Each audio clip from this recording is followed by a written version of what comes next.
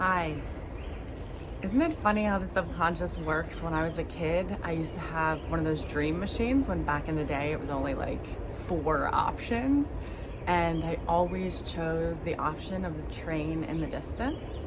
And it took me living where I live for probably about 8 years for me to make that correlation. So excuse the train in the distance and please welcome the birds, because my God, without the soundscape that birds bring, life would be so different.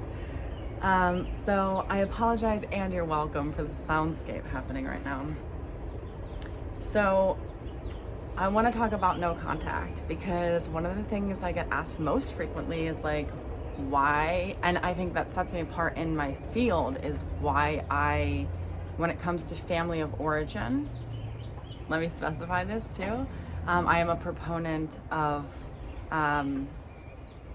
integration rather than separation. And I guess everybody might think that that's what they're for. Like my 16-year-old daughter, I think right now, is feeling like she needs to separate from this family to integrate. And we don't need separation for integration. We might need distance for integration. So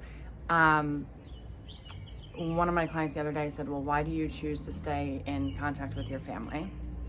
And she said something about like needing distance. And I said, well, right there, that's the medicine, right? Like I stay in contact with my family because I am distant. I have distance in my inner world on the situation, right?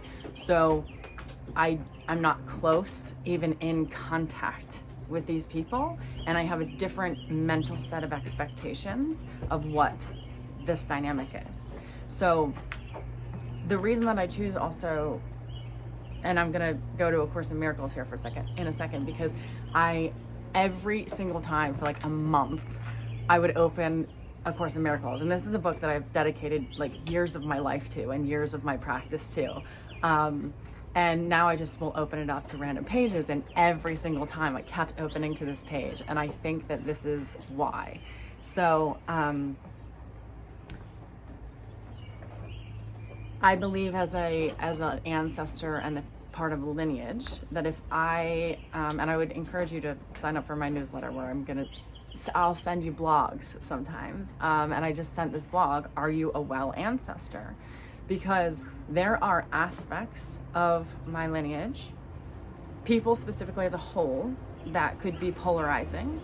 And then there are aspects of those people that are different than that very polar personality that they have, in the sense that my grandfather was legit sociopathic, but he was also, one of the well aspects of him was that he was an entrepreneur. I would have never looked at it at the time because he was a farmer, but he was a self-sustaining entrepreneur. There's an aspect of that I have in my bones. There's an aspect of sociopathy that I have in my bones.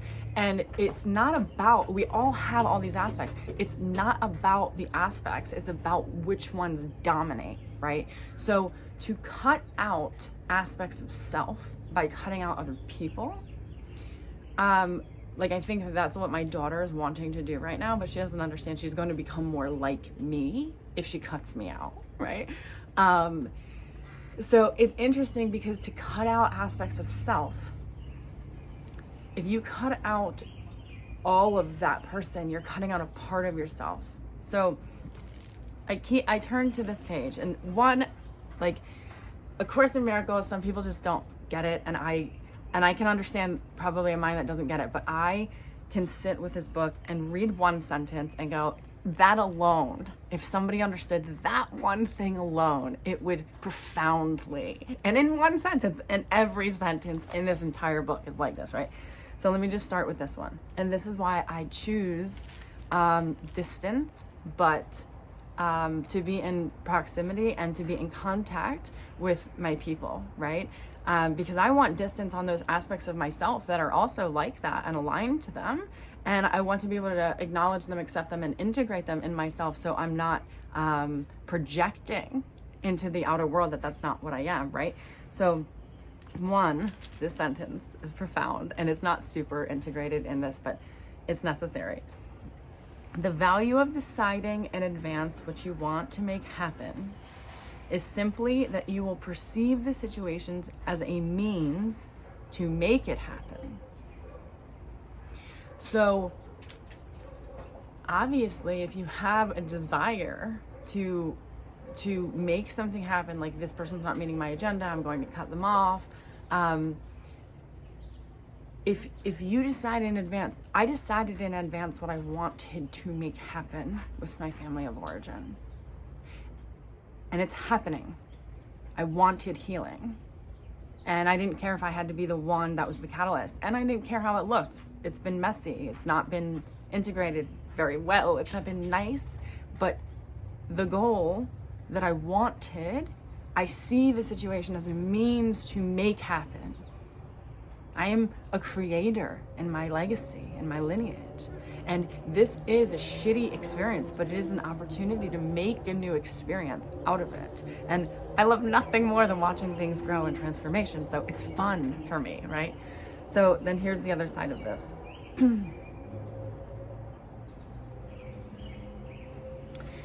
It says this: for the ego believes in solving conflict through fragmentation and does not perceive the situation as a whole. Therefore, it seeks to split off segments of the situation and deal with them separately, for it has faith in separation and not in wholeness. So then my client, after I say to her, basically, I didn't say any of this to her, but what I said is like, we are all part of a collective that has a pulse that I have an awareness of. Thank you, plant medicine, right? I have an awareness of that pulse. And there are two people on the planet in DNA who vibrate in closest proximity to that pulse within me. And they are my parents. My parents might be shitty, but they are my people. And take away all of the outer, the image, the behavior, and just get back to pulse. They're my people, right? Back to pulse, they're my people. And it's important to me to be in that kind of home in my body, right? So the outer world, yes, it's true that their behavior is annoying, my behavior is annoying to them, whatever. But I don't cut them off because I still have a pulse, right? That wants to sync up with its own. And my client said to me, well, I know some people who, you know, they're very at peace, but they've cut off their family. And that may be true, but then this last line, for some reason, I like super bold underlined this. Look at this one. Is that it says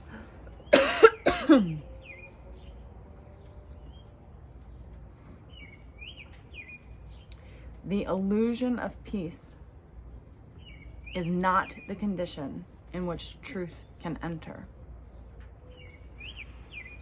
And I know that it is easy to cut aspects or people off and walk around in the illusion of peace doing that.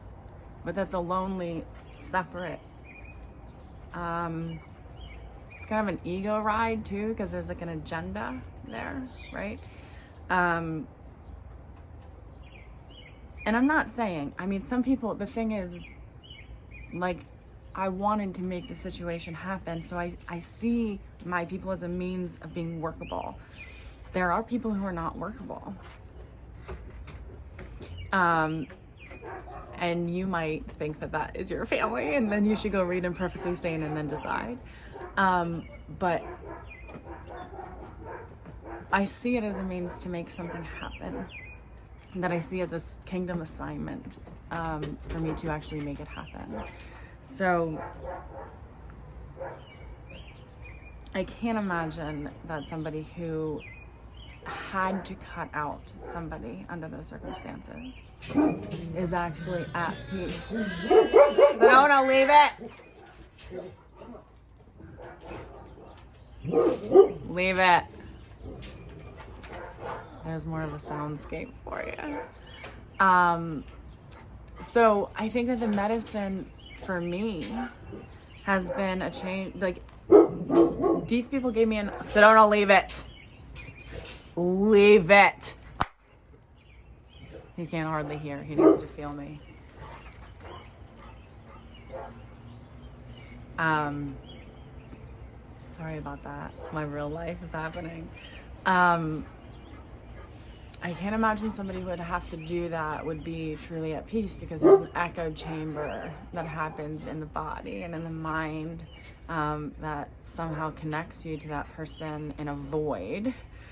So my medicine is knowing that these people give me an opportunity. Like I said, if I can come here today and deal with the projections and the knowing that people are going to judge and people are going to have no clue what I'm talking about,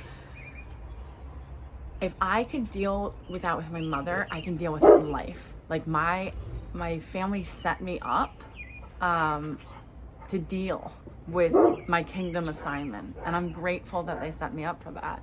And they set me up to deal with my kingdom assignment of healing that which they set me up with, right?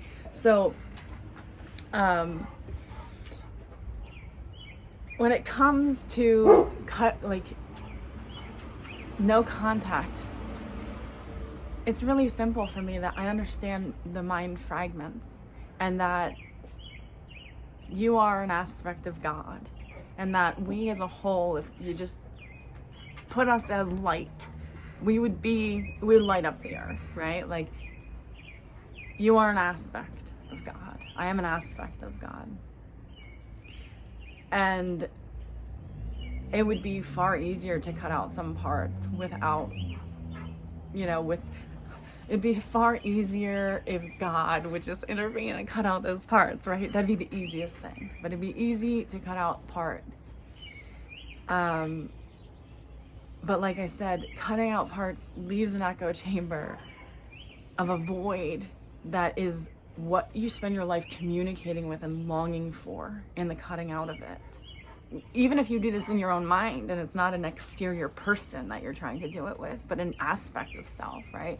So I have reoriented my inner world to have different expectations of who those people are supposed to be for me, and to see them as just people instead of parents, and to see them as just people instead of adulterers and alcoholics, and they're just people, right? Because that hierarchical need to have somebody above me that I could go to in case I had needs, I had to drop that and just see them as people, right? So I could get equal with them and get on the ground with them. So I didn't have to cut them off because I did that. And I just think it's saner for me. Other people might think it's completely insane, but for me, as far as true collective healing, it seems like a better shot at healing to remain distant in contact. And that takes a lot of self-work. But like I said, if they set you up to be a person who even has to deal with that kind of resistance, it's probably your kingdom assignment to show up to that and reorient it and change it. And you have to use the situation as a means to make it happen by vibration, by belief, by, people are allowed to change. So many of us don't want the people that we wanted to change. People are allowed to change. We have to believe them when they change. So often I'll work with clients and they're literally getting profound results in the way that they're attracting people to show up in their lives. They'll be like, my mom did this, my dad did this. And wait, what's gonna happen? I'm like, dude, you have to believe in this person the way that you wanted them to believe in you. You have to believe that they can change, right? You don't have to wait for the other shoe to drop every single time. That's not what the work is about. Not right now anyway. So we have to believe that people can change, and we have to believe that the situation that we're in is a means to make that happen. That doesn't mean we have to suck their ass. It doesn't mean we have to be close to them. It doesn't mean we have to be anything at all. We don't even have to work for it. That's the fun piece. We don't work for healing. Healing works for us, right?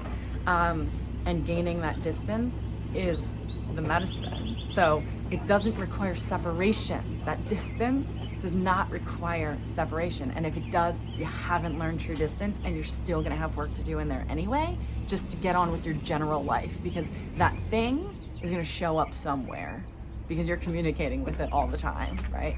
So I hope this was helpful. Bye.